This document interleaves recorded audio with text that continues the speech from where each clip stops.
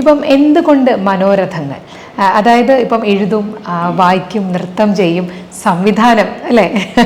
ശരിക്കും സംവിധാനം ചെയ്യണമെന്ന് മാം അതിയായി ആഗ്രഹിച്ചത് സംഭവിച്ചു പോയതാണ്? അല്ലല്ല, ഞാൻ ആഗ്രഹിച്ചതേ അല്ല, അത് സംഭവിച്ചതാണ്. എൻ്റെ ലൈഫിൽ ഓരോ കാര്യവും ഞാനൊന്നും പ്ലാൻ ചെയ്തിട്ടില്ല, അതങ്ങനെ സംഭവിക്കുന്നതാണ്.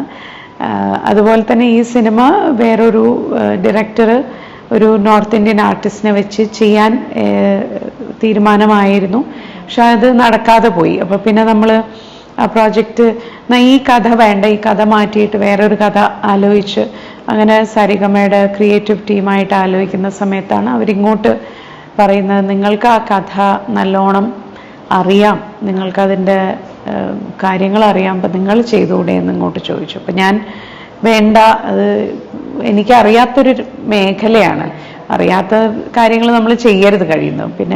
പിന്നെ അവർ ധൈര്യം തന്നു, നിങ്ങൾക്ക് സ്റ്റേജ് പ്രൊഡക്ഷൻസ് ഒക്കെ ഞാൻ കുറേ ചെയ്തിട്ടുണ്ട്, അപ്പോൾ നൃത്തവുമായി ബന്ധപ്പെട്ട്, അപ്പം അതിൻ്റെ ഒരു എക്സ്റ്റൻഷൻ എന്ന് കരുതിയാൽ മതി.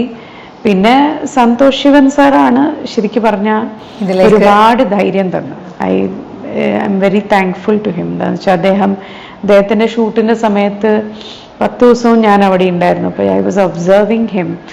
അദ്ദേഹത്തിനെ ഒബ്സർവ് ചെയ്യാനുള്ള ഒരു അനുവാദം എനിക്ക് കിട്ടി. പിന്നെ ഓരോന്നും, അതായത് ഈ കഥ പറഞ്ഞു കൊടുത്തപ്പം ഇത് നീ ചെയ്താൽ നന്നാവും എന്നൊരു ധൈര്യം തരുന്നത് ശരിക്കും പറഞ്ഞാൽ അദ്ദേഹമാണ്.